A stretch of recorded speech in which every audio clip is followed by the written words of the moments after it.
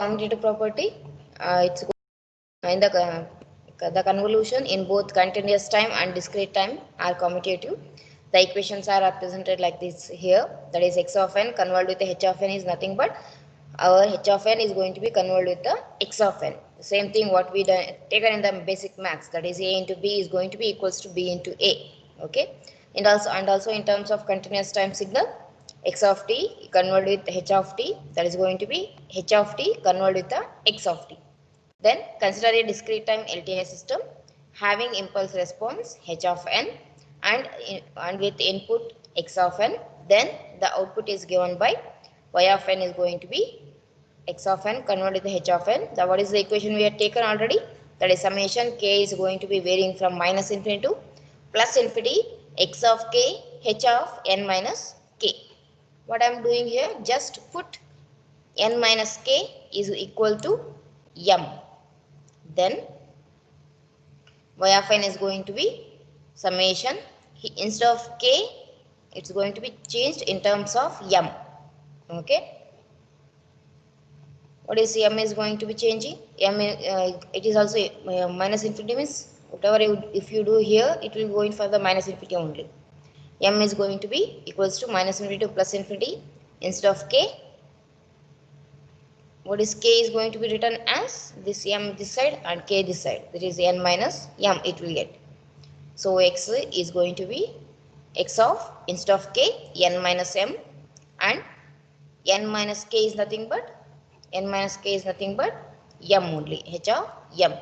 This is just you compare here. Here the variable is of k, x of k and h of n minus k we wrote. But here the variable is of m, h of m into x of n minus m. I can write. Just you compare here. So what I can write on comparing both the equation, I can write as y of n is going to be, observe here where you get only one term in general way. Okay, that is h of n convolved with x of n. So that we can write. Therefore, what I can tell, y of n is going to be x of n convolved with h of n is nothing but h of n convolved with x of n. This is in terms of a continuous time. Then, in discrete time. Then, in terms of continuous time, consider a continuous time LTI system having impulse response h of t and with the input x of t. Then the output is given by y of t is going to be x of t convolved with h of t. What is the equation we taken? That is integration minus infinity to plus infinity x of tau h of t minus tau into d tau. Then put t minus, based on this you just take some other variables. It's not that you have to take m only, you can write anything. Don't take n because in discrete also we will be representing n. Other than then you can take any of the variable here other than t and n. Okay, therefore t minus tau here it is taken as m. After differentiation you will be getting as d tau is going to be minus dm. T is a constant here. Okay, then y of t is going to be this minus, observe here when you are going for integration, this minus dm I wrote here as the minus dm. Then go with the integration here. Here is minus infinity. Here it is tau is changing. Here it is m is changing, right? When I am going to integrate, you will be getting as minus, right? For that reason, the integration sign is also going to be changing. If it is a minus infinity, it's going to be changing from plus infinity to minus infinity x of t minus what we want for tau. If I want my tau means m t minus m is going to be equals to our tau only. So x of t minus m, where tau is there, then t minus tau is nothing but h of m into dm. Because due to minus sign here, the limit is going to be changed. So minus infinity to plus infinity h of m x of t minus m dm. Okay, therefore y of t, compare the both the equations, same thing what we done in the previous way. Just you compare. After comparing, I can tell that y of t is going to be, here it is x of only one variable here is, here for h it is one variable. For that reason, h of t convolved with x of t. Therefore, what I can write here, y of t is going to be x of t convolved with h of t, that is going to be equal to h of t convolved with x of t. Therefore, convolution operation is commutative. Next, second property is of the distributive property.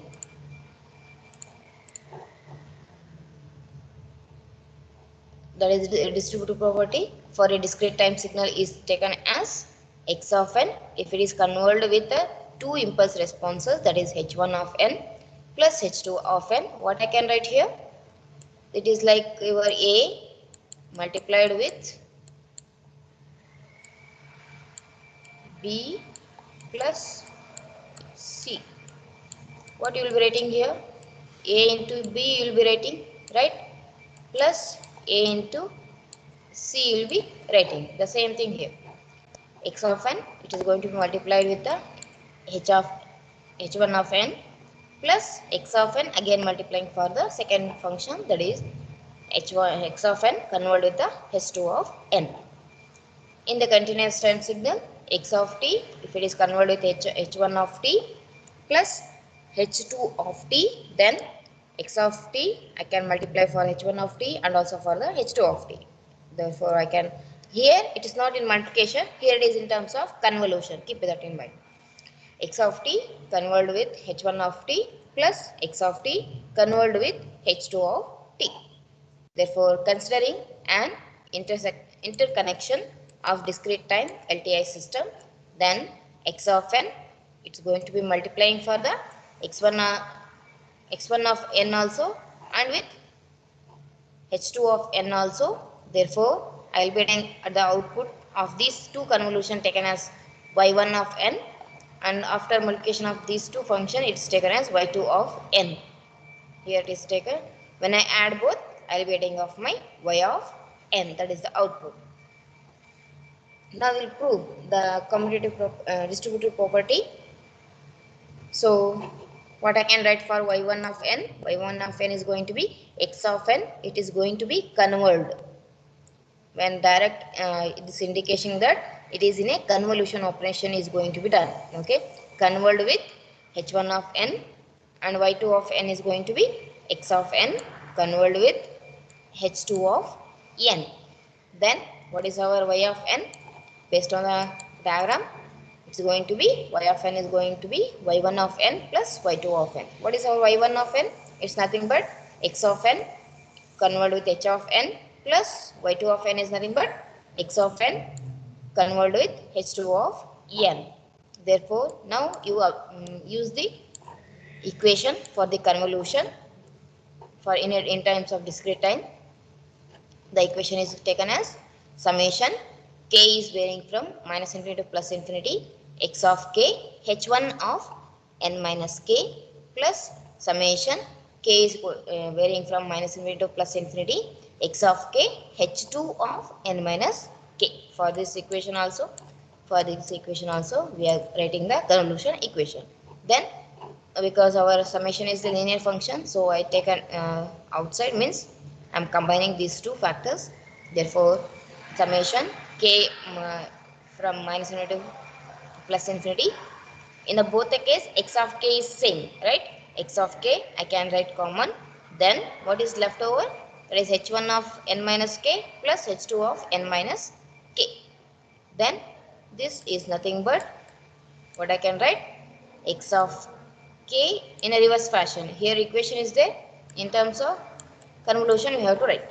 Therefore, y of n is nothing but x of n convolved with, this is for h1 of n, right? Whenever going in terms of a convolution, plus h2 of n.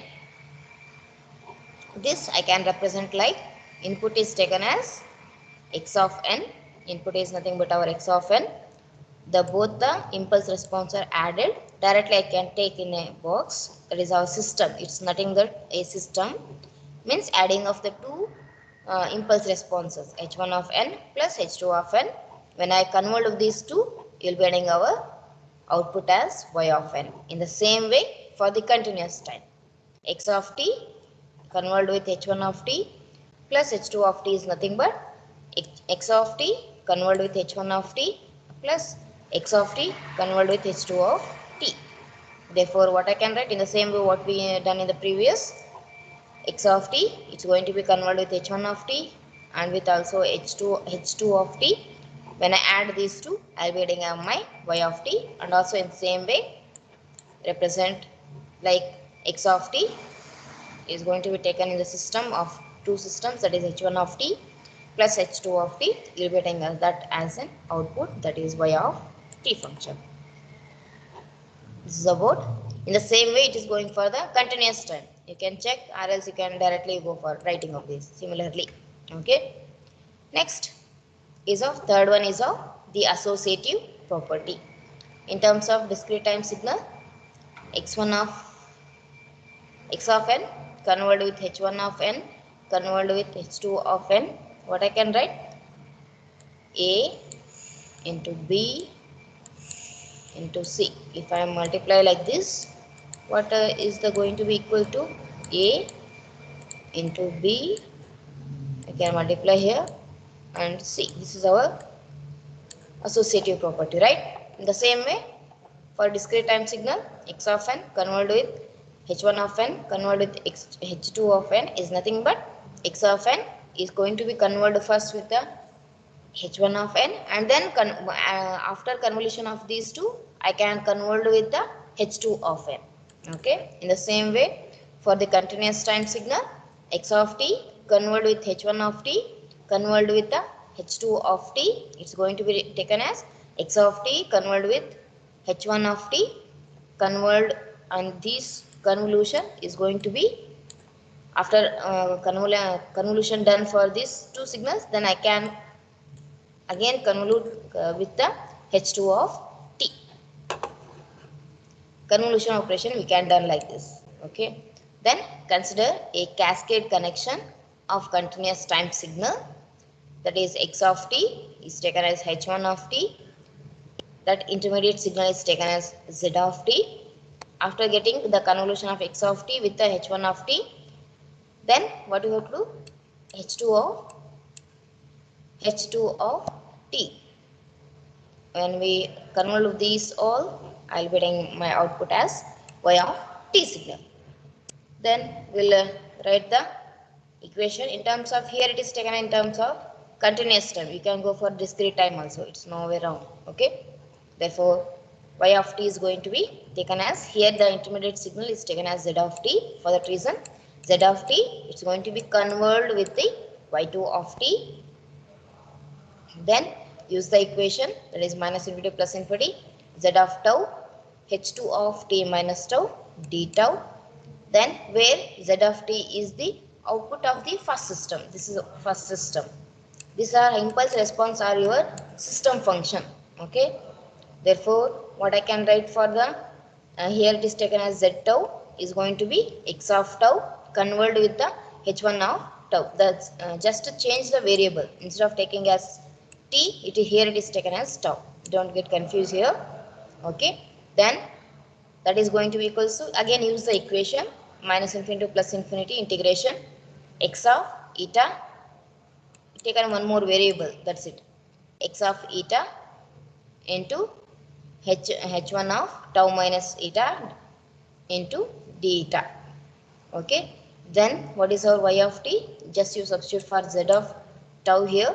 Therefore, I'll be taking as y of t is going to be integration minus infinity to plus infinity, two integrations. With this one integration, again initial integration was there existed for that reason. Then h of eta, h1 of t minus eta into h2 of t minus tau d eta d tau. This is also we have to write, and this is also we have to write. Then substituting for m taken as t minus tau minus eta. Then interchanging the order of the integration. Observe here what we taken. Taking our one integration here only, minus infinity plus infinity, x of eta, it is kept as it is. Then what we substituted, tau minus eta is taken as m. Wherever it's there, just to change the integration minus infinity plus infinity, h1 of m, h2 of, instead of, what is we have to change for tau, we have to change what is tau is going to be here. It's going to be m minus tau, right? For that reason, h2 of t minus eta minus m into dm. Tau it's going to be changing. Therefore, what's left? D eta is going to be remaining. Next, here it is taken integration minus infinity plus infinity x of tau. Observe, just you take here right here, that is h of t minus eta into d eta. What here it is taken, just you go through here, where our h of t minus eta is nothing but h1. This you observe here, this is in terms of the equation, that is, what is that equation? I can write here as, this is h1 of m integration h2 of t minus eta minus m into dm. This is our h1 of t minus t. Here it is taken, just go through here.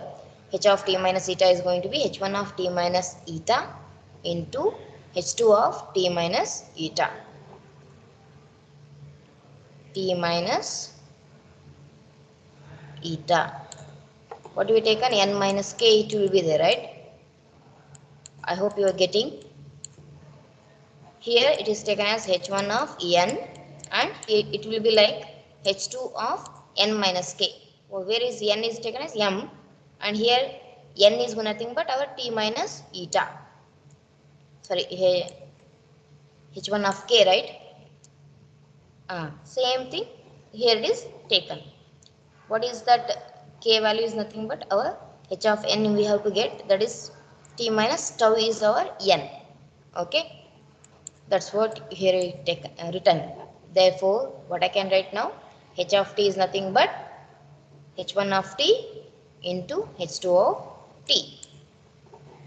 Therefore, y of t is going to be x of t converted with h of t. H of t is nothing but h1 of t converted with the h2 of t. Okay, we come in the reverse fashion. Okay, in the reverse fashion we derive this equation. This is our resulting signal, that is y of t is going to be x of t convolved with the h1 of t convolution with the h2 of t. Then that I can represent like x of t. Here it is going to be convolved with h1 of t convolved with the h2 of t. You will be getting your output, that is y of t. Hence, the overall impulse response of two LTI system connected in cascade is the convolution of the individual impulse responses. Based on the convolution property, what I can write? I can write as, here if I interchanged h1 of t, instead of h1 of t I can write as h2 of t convolved with the h1 of t. It is nothing, it is not going to vary the system function for that reason. Therefore, in the second diagram, x of t is going to be taken as h2 of t it's a cascade form, written in the cascade form, that is h1 of t. You will be getting the output as y of t. Therefore, the output of the cascade combination of LTI system is independent of the order in which the systems are connected. It's not depending on any factors. However you going for, if you convolve those, you will be getting. It's not that you have to convolve first with x of t, then x2 of t, and then convolution with the h1 of t, or else you can convolve these two and then convolve with the x of t. Whatever you do operation, you will be getting your output only. It's not changing the function. Therefore, for the discrete time, you will be getting the same, that is x of n converted with the h1 of n, converted with the h2 of n is nothing but x of n is going to be converted with the h2 of n convolution with h1 of n. This is what here it is taken. Next property is of memoryless system. What we taken in the first module, the same thing here. A system is memoryless if its output at any time depends only on the values of the input at the same time. At the same time, it is having some depends on some values. Then we call that as a memory less. When it is having a memory means it has to have the values of the past as the future value. Here I am defining the terms in terms of a memory less. It depends only on the present values, input values. Okay, that's what here it is taken. This is true for the discrete time signal when LTI system only if x of n is going to be 0 at the present value. For n not going to be equals to 0. For this values n not is going to be 0. And for continuous time signal, it is going to be satisfying. When it will be memoryless, for these conditions it will be memoryless. That is h of t is going to be 0 for t is not going to be equals to 0. This is about the memoryless function. Next is of a causal. The output of the causal system depends only on the present and are past values of the input to the system. That is, for discrete time signal LTI system, it to be causal, its x of n should be equal to 0 for n less than 0 for negative values of n, past values or as the present value. For those conditions only your h of n is going to be a causal. Okay. Similarly, for continuous time signal, what are the condition we can take? H of t is going to be equals to when for t less than 0 for negative values. Okay. This is about the causal. And what about the stability? Stable function. A system is stable if every bounded input produces the bounded output. BI/BO system. Okay. Consider a discrete time signal LTI system with an input x of n is bounded. That is x of n with mod of x of n is less than m for all n values. If the impulse response of the system is h of n, then the magnitude of the output is given by, that is y of n is going to be within the limit, within the bounded limits, that is with the bounded equation taken as y of n for x of n converted with h of n. Then it can be written as h of n is going to be converted with x of n based on our property, previous properties what we taken. Then use the equation here for this equation, for this h of n converted with x of n, summation k varying from minus into plus infinity, x of k, x of n minus k. Since the magnitude of the sum of set of the numbers is smaller than the sum of the magnitudes of the numbers, therefore y of n is less than or equals to, summation is taken outside. For bounded, it's going to be taken for h of k, x of n minus k. Therefore, for both the function, I can apply the limit here. That is y of n is less than or equal to summation k varying from minus into plus infinity for bounded x of k, and also for the bounded in with the limited values for x of n minus k. Therefore, x of n is less, then x of n minus k is also less than m for all the values of k. Therefore, for all the values of k and also for the n, therefore y of n is less than equal to, instead of writing x of n, here it is taken as m less than summation k is equals to minus into plus infinity. Only left over is of h of k for all n. Therefore, the magnitude of y of n is bounded. When it is going to be bounded? For the condition when this, what the result you will be getting, it should also bounded. That is summation k varying from minus into plus infinity bounded with h of k is less than infinity. Then only our system is going to be taken as it is of a stable system. Here it is taken. Therefore, a discrete time LTI system is stable only if its impulse response is absolutely summable. Absolutely summable. Similarly, for a continuous time LTI system with the impulse response h of t, if the input, that is x of t, is within the limit of m, it is we taken in the from module 1 only, right? The stability equation what we taken from that, it's written directly. Then y of t is going to be x of t converted with h of t is converted with x of t, and take the equation for the continuous time, which is going to be taken as integral function. So integration minus infinity plus infinity x of tau h of tau into x of t minus tau d tau. That is nothing but the output should be within a limit that is less than or equals to, use the equation integration taken as outside here, minus infinity plus infinity. The limit is going to be applied with the bounded limits. Therefore, h of tau, x of t minus tau and d tau, its limit is applied, and for each five factors the limit is going to be applied next. Therefore, here it is taken, that is less than or equals to integration minus infinity plus infinity x of tau for h of tau with the bounded, and x of t minus tau is also in a bounded input.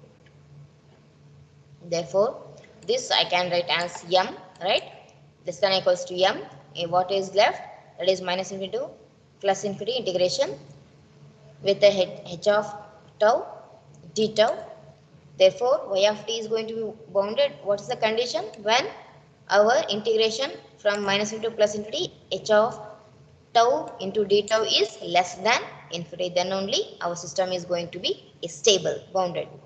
Therefore, a continuous time LTI system is stable only if, what you will write here, impulse response is absolutely integrable. In the discrete time, absolutely summable, here it is going to be integrable. Okay, this is about a stability property. Next and the last property is the unit step response of an LTI system. Therefore, the output y of n of a discrete time LTI system characterized by an impulse response h of n with the input x of n. Therefore, y of n is taken as h of n converted with the x of n. If the input is unit step, what is going to be? Unit step is nothing but x of n is going to be equal to u of n. Then the step response is given by, here it is taken as s of n. Step response is taken as s of n is nothing but h of n converted with u of n. Use the equation. Therefore, what I can write? Summation k is varying from minus into plus infinity h of k u of n minus k. When our u of n minus k is going to be equals to 1? When n minus k is greater than or equals to 0, or else k is less than or equal to n. Or for other cases it will be 0 when n minus k is less than 0, or else k is greater than n. Therefore, unit step is always 1. For that reason, summation is changing from summation, k is going to change here as k minus infinity to, here observe the limit, here it is going to be taken as n h of k. Therefore, the step response of a discrete time LTI system is running sum of the impulse responses. Running sum. If I going adding of all the samples, when I add all this, you will be getting the output, that is step response output. Okay. In the same way, for a continuous time signal, y that is taken as y of t is going to be h of t converted with x of t. If the input is unit step, then what is our unit step function? That is x of t is going to be u of t. Then the step response is given by s of t is going to be h of t u of t. Use the equation, that is it's going to be equal to integration minus infinity plus infinity h of tau u of t minus tau into d tau. This is going to be for our u of t minus tau, it will be 1 when tau is less than or equal to t, and it will be 0 when tau is greater than t. Therefore, s of t is going to be integration minus infinity to, observe the limit, it is for t up to t, h of tau into d tau. Therefore, the step response of a continuous time LTI system is the running integral. In the previous running sum, here it is going to be running integral of the impulse responses. Okay, these are all the 7 properties for the impulse response. In terms of LTI system. Okay, today we'll stop here. From next class, we'll start solving the problems.